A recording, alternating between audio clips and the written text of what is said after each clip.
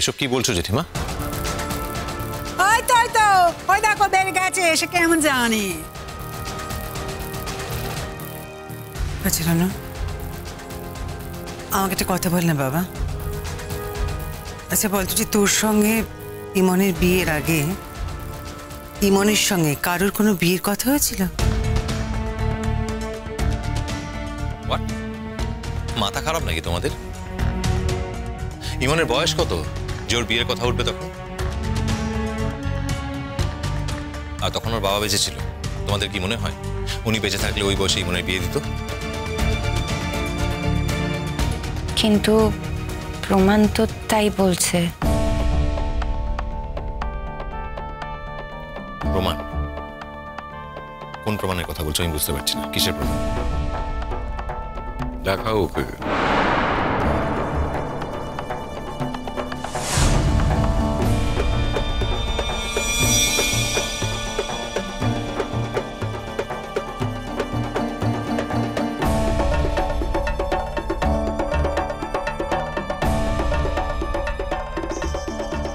কি নিজের চোখে দেখলে তো? এবার বিশ্বাস হয়েছে? নিজের চোখে বিশ্বাস করছো নাকি এখনো বলবে এটা ইমন নয় অন্য কারোর ছবি?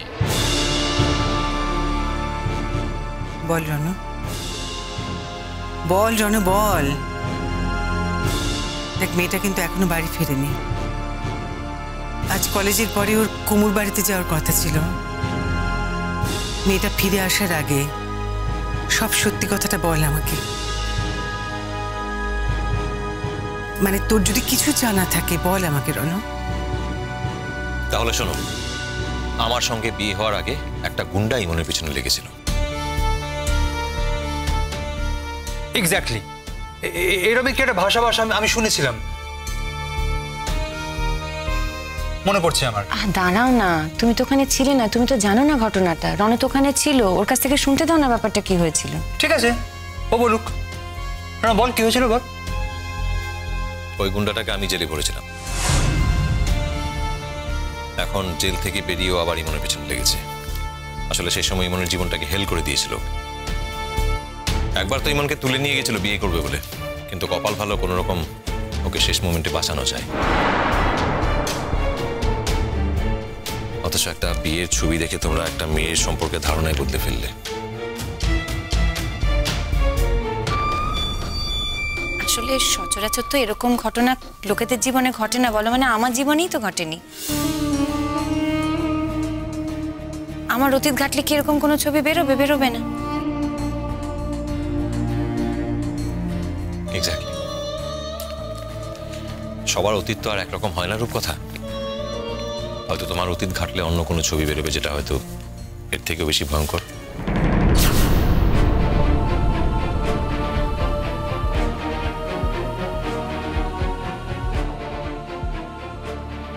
মানে কি বলতে চাইছো তুমি? না মানে ও যখন বলছে ব্যাপারটা জানে, ও সেটা এক্সপ্লেন করছে, তুমি সেটা না শুনে কেন তার মধ্যে নিজের কথা বলছো? ওকে বলতে দাও আগে। পুরানো বল না, আমার ইমনের মধ্যে অন্য কোনো পাপ নেই তো? মানে ও নিজে থেকে কারো কাছে যায়নি তো? কারোর সঙ্গে ওর কোনো সম্পর্ক ছিল না তো? বল। দেখ মেয়েটা তো এমনিতেই দেখতে সুন্দর, লেখাপড়ায় অত ভালো, মানুষের চোখ তো ওর উপরে পড়বেই। হয়তো সেই জন্যই ওই খারাপ ছেলেটা ওকে তুলে নিয়ে যাওয়ার চেষ্টা করেছিল, তাই না রনু বল? এ কথা তো কখনো আমাদের আগে বলেনি কো। এই কথাগুলো কি খুব গর্বের বিষয় জেঠিমা, যে তোমাদের সব আমি যেচে বলবো? আমি বুঝতে পারছি না কে সত্যি বলছে আর কে মিথ্যে বলছে। বাবা, হ্যাঁ, এই ছেলেটা তার সঙ্গে একটা চিঠিও লিখেছে। পড়ে দেখো চিঠিটা। আমার কোনো চিঠি পড়ার কোনো দরকার নেই কাকামণি। তা ঠিক আছে, কিন্তু চিঠিতে ছেলেটি লিখেছে যে ওর সঙ্গে নাকি মনের বিবাহিত মানুষের যেমন সম্পর্ক থাকে সেরকমই সম্পর্ক ছিল। কথা তুমি কার কথা বিশ্বাস করবে? ইমনের কথা, রনর কথা? ঠিক একটা গুন্ডা, একটা বদমাইশ, একে কোনো চোখেই দেখো না তুমি? যে একটা মেয়েকে বারবার ডিস্টার্ব করছে, তাকে বিশ্বাস করবে তুমি এদেরকে ছেড়ে?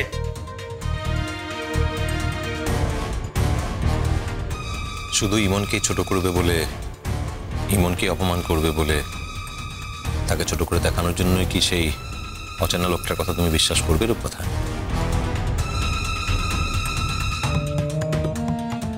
Rono please, for God sake, আমি কারোর কথা বিশ্বাসও করিনি, কারোর কথা অবিশ্বাসও করিনি।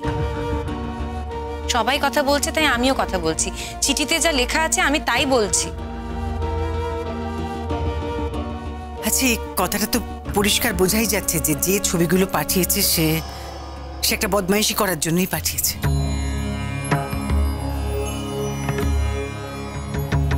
ইমনের সংসারটা ভাঙার জন্য পাঠিয়েছে। আমার শুধু একটা কথাই জানার ছিল, যে রনু কিছু জানে কিনা। রনু যখন জানে তখন আমার মনে আর কোনো প্রশ্ন নেই। তার মানে শয়তানটা জেল থেকে বেরিয়েছে আর বেরিয়ে ইমনের পেছনে লাগার চেষ্টা করছে। ঠিক আছে, আমিও দেখব, আমি তোর শেষ দেখেই ছাড়বো। যদি ইমনের টিকিটাও স্পর্শ করার চেষ্টা করে তাহলে তার লাইফ আমি হেল করে দেব। এবার তো জেল থেকে বেরিয়েছে, কিন্তু নেক্সট টাইম এমন কেসে ফাঁসাবো সারা জীবনে কখনো আর জেল থেকে বেরোতে পারবে না, জেলে পচে মরবেও। রণ, এই ছবিগুলো যত তাড়াতাড়ি সম্ভব ছেড়ে ফেলে দাও, ছেড়ে ফেলে দাও। দাদা তুমি কি বলছো? ছবি একটা ছিড়বে, দুটো ছিড়বে, হয়তো পুরো বাঁচটাই ছিঁড়ে ফেললো, তাতে তো তারপর ছবি প্রিন্ট করা আটকাবে না। ছবি তোর কাছে রয়েছে। তাও ঠিক। বাবা, একটা নোংরা লোক তার নিজের বাসনা চরিতার্থ করার জন্য যদি এত নিচে নামতে পারে, তাকে ভয় পেতে যাবো কেন আমরা? হ্যাঁ, কিসের ভয় আমাদের? আর এই ছবিতে কি আছে? ছবিতে একটা মন্দির প্রাঙ্গণে ওই ইমনকে ধরে বসে আছে। এটা থেকে কি প্রমাণ এত ভয় পাচ্ছ যে?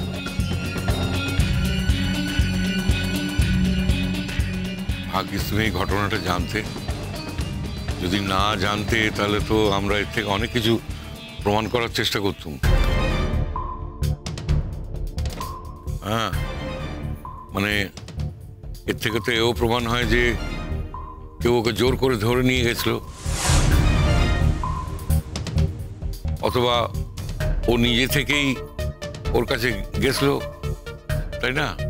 অনেক কিছু প্রমাণ করা যায়। বাকি তুমি জানতে, দেখো এবারটার মতো তো ইমনটা বেঁচে গেল। হলো তো, হলো তো, মোর কথা বিশ্বাস হলো তো। তুই তখন থেকে কয়ে যাচ্ছি, মোর কথা তো আপনারা কেউ বুঝে পাচ্ছেন না। দেখেন, সব জানে জামাই, শুধু শুধু আপনারা নিজেদের মধ্যে কথা চালাচালি করি, শুধু শুধু নানান কথা কইলেন। ভানু, একটু জল দাও না গো আমাকে।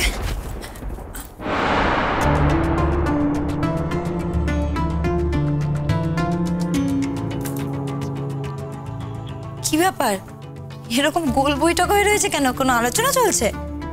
বাবা, কি হয়েছে? কাকামণি, কি হয়েছে? থামো তো। বাবা, টেম্পারমেন্ট দেখাচ্ছ কেন? এত মেজাজ কিসের তোমার? মেজাজ হওয়ার কারণ ঘটেছে তাই মেজাজ হয়েছে। আরে কেন মেজাজ দেখাচ্ছ সেটা তো বলো। বাবা, ও বাবা, এরকম গম্ভীর হয়েছে কেন? কি হয়েছে? একটা দুষ্টু লোক তোমার ক্ষতি করতে চেয়েছিল। রণ তাকে একদিন জেলে পাঠিয়েছিল। সেই লোকটা আবার তোমার ক্ষতি করার জন্য উঠে পড়ে লেগেছে। সেই জন্য তোমার কয়েকটা ছবি এ বাড়িতে পাঠিয়েছে।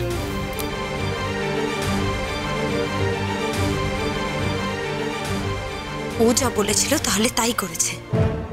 লড়াইটা ওর আমার সঙ্গে শুরু হয়ে গেল তাহলে। তবে এই লড়াইতে একবার আমার বাপি মারা গেছে, আমি দ্বিতীয় কাউকে হারাতে চাই না। তাই আমি মিস্টার চ্যাটার্জিকে কিছুতেই এই লড়াইতে ঢুকতে দেব না। এই লড়াই আমার একার, আর আমিই লড়ব। কি হলো, তুমি এরকম অবাক হয়ে চুপ করে দাঁড়িয়ে আছো কেন? কুসুম দোলা কুসুম দোলা